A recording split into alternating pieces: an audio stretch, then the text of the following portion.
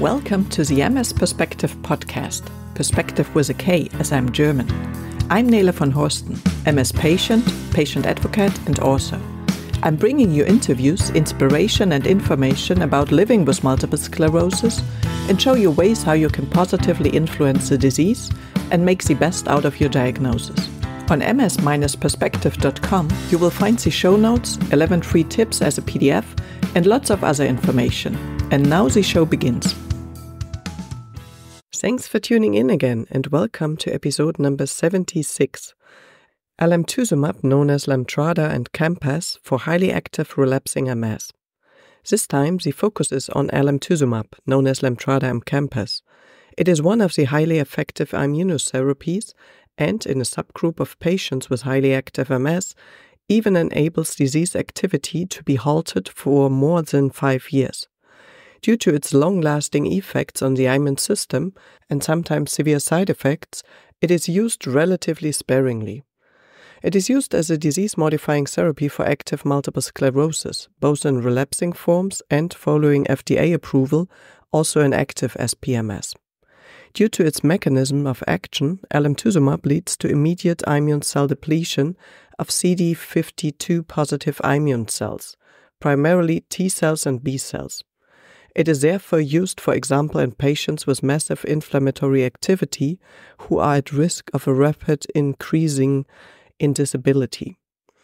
Please remember that I can only provide an overview here. Your neurologist and your MS nurse should advise you in detail about the right therapy for you. This is because they know your general state of health, and you should also talk to you about your goals, wishes, fears, and preferences so that these can be taken into account. Let's start with general information. To get a good overview of the major topic of therapy decisions, I recommend that you first listen to episode number 58, Immunotherapy in MS, a guide to efficacy and choice with Professor Dr. Tjalf Siemsen. There you will find out why you can only compare the various disease-modifying drugs to a limited extent, why it is important to start an effective therapy quickly, why MRI and other examinations are important for assessing progression and provide information about effectiveness, why therapies should be changed as little as possible, but of course if they are not effective enough, why in most cases it is better to start with a highly effective therapy and only switch to a lower category at an advanced age, why in the case of highly active MS it may be more important to start immunotherapy quickly and tackle rehabilitation as a second step, why generics and biosimilars are being used more and more and which approval requirements they have to fulfill, why the risk and side effects of a therapy must be differentiated into unpleasant side effects at the start of a therapy and rare possible risk, and these must be set in relation to the usually irreversible effects of untreated MS in the long term. Why it is important to honestly discuss your opinion, wishes, goals and fears with your neurologist in order to make treatment decisions together that both sides can agree on. Why it is advantageous to be cared for by MS specialists, to stay informed yourself in order to benefit from new findings and treatment options, and why you should contribute to a favorable prognosis with your own healthy lifestyle. Another general note. The approval studies for the individual drugs were carried out at very different times. 30 years ago, you had to be more severely affected or more advanced in the course of the disease to receive a reliable diagnosis for multiple sclerosis. Less severely affected people were probably not diagnosed or not diagnosed at first. With ever-improving examination methods, such as MRI, even small lesions in the central nervous system can now be seen better. Furthermore, 30 years ago it was not yet known that neuromyelitis optica spectrum diseases, NMOSD for short, and MOGAD, are separate diseases that require their own therapies and sometimes even react negatively to MS medication. They were previously thought to be multiple sclerosis, and MS therapies did not alleviate the disease activity. How is Alemtuzumab, Lemtrada, Campath, classified in immunotherapies? There are currently 3 different therapeutic approaches for the preventive, i.e. disease-modifying therapy, known as DMT, of multiple sclerosis. The most unspecific is immunomodulation. Migration inhibition already narrows the pathway, and the most specific is a depletion of immune cells, which also includes Alemtuzumab, known as Lemtrada and Campath. The DMTs are listed in alphabetic order. Number 1. Immunomodulation. The therapies weaken the immune system. They have a very broad effect via various factors, e.g. on Th1, T17, Th2, Treg, antigen presentation, as well as on different signaling pathways and possibly via other mechanisms. They attempt to shift the milieu from inflammatory to non-inflammatory. Dimethyl fumarate with Tecfidera in generics and diroximel fumarate with Vumerity belong to it, as well as glatiramer acetate with Copixone, Clift, Brabio. Interferon beta, with interferon beta 1a, known as Evonex and Rebif, interferon beta 1b, known as Betaferon and Extavia, and PEG interferon beta 1a, known as Plegridy, and teriflunomide, known as Obagio. Number 2 is migration inhibition. The migration of certain immune cells is inhibited. Natalizumab with Tysabri and Turuko belong to it, as well as the S1P modulators, with fingolimod known as Gilenya, ozanimod known as Zeposia, ponesimod known as Ponbury, and siponimod known as Mayzent. And there's number 3, cell depletion, where developing immune cells die off. Depletion of T cells and B cells, natural killer cells, and monocytes, with Alemtuzumab known as Lemtrada and Campath. T and B cell depletion with cladribine known as Mavenclad, Loistat, and Litakine, and B cell depletion with ocrelizumab known as Ocrevus, ofatumumab known as Kesimpta or Bonspree, rituximab known as Meptera or Rituxan, and oblituximab known as Briumvi. What is Alemtuzumab, Lemtrada, and Campath approved for? Due to reports of severe immune-mediated and cardiovascular side effects, including several deaths, the use of Alemtuzumab was first restricted, then reviewed and finally adjusted by the European Medicines Agency, EMA. Alemtuzumab is approved for the treatment of highly active relapsing forms of MS in patients who continue to have high disease activity despite complete and adequate treatment with at least one disease-modifying therapy, or in patients who have 2 or more relapses with disability progression in 1 year and 1 or more gadolinium-enhancing lesions on MRI of the brain, or show a significant increase in T2 lesions compared to a recent MRI. In other words, where there is evidence of high existing inflammatory activity. The FDA has also approved Alemtuzumab for use in active SPMS, but it should generally be reserved for patients who have had an inadequate response to 2 or more drugs indicated for the treatment of MS. Both the FDA and the EMA strongly advise against the use of Alemtuzumab in clinical isolated syndrome, known as CIS, due to possible side effects. This is stated differently in Professor Giovannoni's MS Selfie card. Different information or recommendations are possible from country to country. What is the situation for special patient groups? Let's start with children and teenagers. Due to the strong intervention and the uncontrollable possible side effects, and because there are enough alternative immunotherapies with high efficacy, there is no need to use Alemtuzumab in children and adolescents. Okay, let's move on to pregnancy and breastfeeding, and the recommendation of the European EMA and American regulatory authorities FDA. Women of childbearing age should use effective contraception during Alemtuzumab, Lemtrada, and Campath therapy. If there is a desire to have children, contraceptive measures should be continued for at least 4 months after the last Alemtuzumab infusion. Women treated with Alemtuzumab should not breastfeed during the administration of a cycle and for up to 4 months thereafter, unless the potential benefit of the therapy for the mother outweighs the potential risk to the newborn. There are some different recommendations of the DMSKW, the German MS Fertility Register. The recommendation is based on the current data situation and experience of the DMSKW. As Alemtuzumab crosses the placenta barrier from the 2nd trimester and increasingly as a pregnancy progresses, a negative pregnancy test should be available at the beginning of each Alemtuzumab cycle. Effective contraceptive measures should be used for up to 4 months after the last cycle, but the drug is no longer detectable in the blood after 30 days. If a pregnancy does occur during Alemtuzumab therapy, a complete blood count and lymphocyte count should be performed on the newborn immediately after birth. Anyone participating in the German Pregnancy Registry, the MS-KW, who was still being treated with Alemtuzumab, Lemtrada or Campath at the start of pregnancy will receive a letter from the DMS-KW which can be taken to the maternity clinic to inform all doctors involved. A persistently reduced lymphocyte count would mean that vaccinations would have to be postponed. In order to achieve the best possible therapeutic effect, both therapy cycles should be completed before a pregnancy is planned. Thyroid function must be checked regularly during the pregnancy planning phase and during pregnancy, every 4 weeks during pregnancy in the case of known thyroid disorders. Hyperthyroidism and hypothyroidism that may occur as a result of treatment should be well controlled.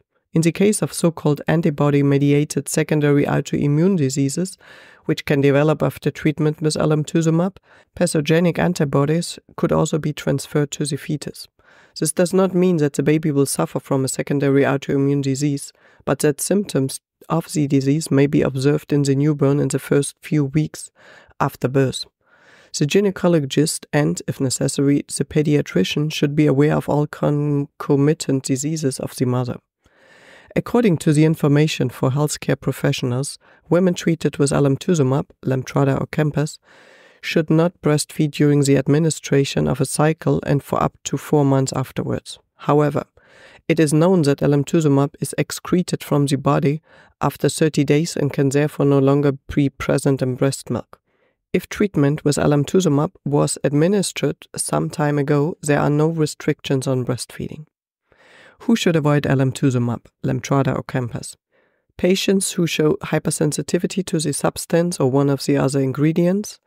Patients with acute and chronically active infections such as HIV infection, tuberculosis, hepatitis B and hepatitis C, parasitic or systemic fungal infections. Patients with blood coagulation disorders treated with antiplatelet agents or anticoagulants. Patients with liver diseases, especially autoimmune diseases. Patients with cardiovascular diseases with previous heart attacks and strokes.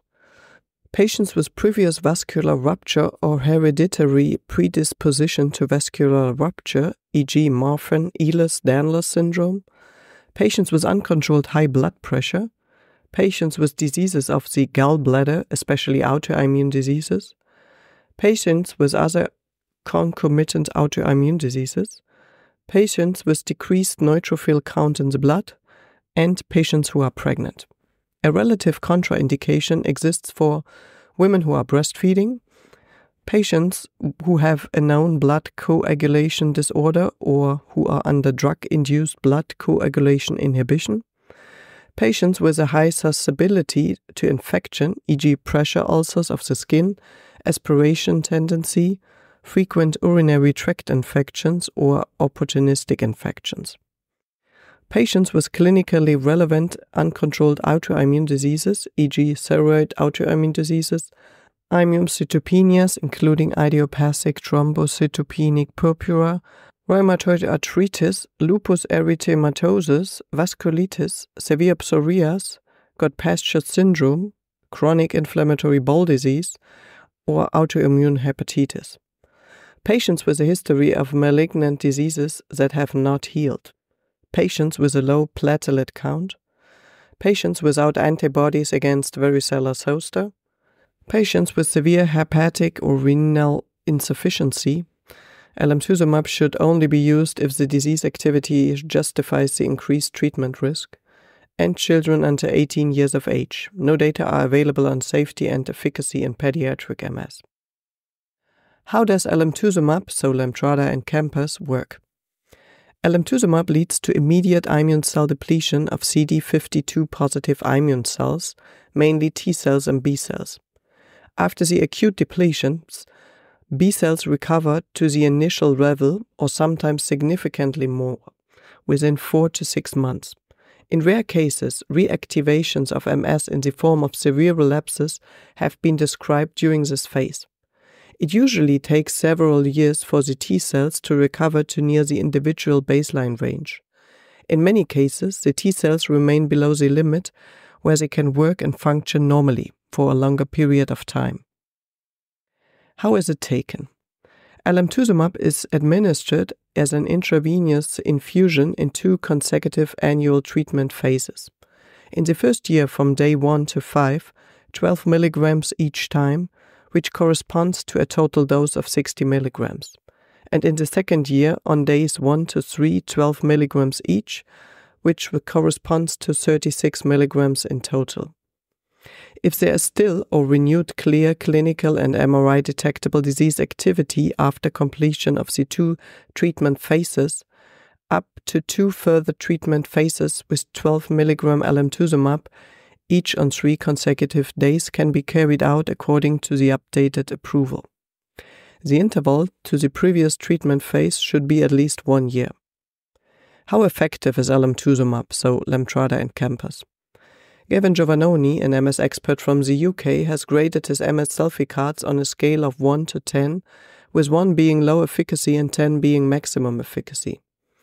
In his estimation, alemtuzumab scores 10 for preventing relapses and 10 for avoiding long-term disability. In the pivotal study, alemtuzumab was compared to beta interferons and reduced relapses by over 50% and slowed disability worsening by 42%. In other words, you can also look at 100 patients. 47 of these patients remain relapse-free, even on beta interferons. In the alemtuzumab group, a further 18 patients remained relapse-free. Looking at the same 100 patients, 80 remained at the same level of disability as measured by the EDSS, the Expanded Disability Status Scale, during the pivotal trial period, including the beta interferon group. 7 people in the beta interferon group deteriorated, who remained stable on alemtuzumab. The result of the CARE-MS-1 and 2 subsequent registry studies showed a sustained effect over 5 years in more than half of the patients, but 32 and 41% required a third, and 10 and 12% a fourth, and 1.5 and 1.6% a fifth cycle of therapy. The paper was from Arnott et al. In 2017 and Coles et al. In 2017. A long-term halt in disease activity can therefore be achieved in a subgroup of patients. Let's talk about risk and side effects of alemtuzumab, so Lemtrada and Campath. One of the reasons why alemtuzumab is rarely administered is because it has a very long-term effect on the immune system. The most important side effects are infusion reactions that occur during or within 24 hours of alemtuzumab infusion. These include headache, rash, fever, nausea, hives, itching, insomnia, chills, feeling hot, fatigue, shortness of breath, taste disturbance, chest tightness, generalized rash, palpitations, upper abdominal discomfort, dizziness, and pain. Then there are infections. A special diet must be followed for 1 month after administration of alemtuzumab due to the risk of listeriosis.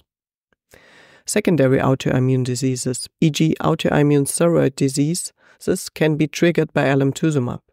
40% of all patients develop autoimmune thyroid disease, which is easily treatable but also requires lifelong treatment. This can also occur long after treatment, so that certain blood and urine tests must be carried out every 4 weeks for 4 years after the last administration. Severe reactions, which occurred in 3% of patients in the pivotal trials, include fever, hives, atrial fibrillation, nausea, chest tightness, and low blood pressure. Individual cases of slowed heartbeat have been described, sometimes with heart rates below 30 beats per minute. Very few cases of acute coronary syndromes have been described to date during treatment with alemtuzumab, some of which occurred a short time after the infusion, others at longer intervals. It is unclear whether there is a connection with serious cardiovascular events. So let's talk about safety precautions and lab parameters. First, the clinical neurological checkup.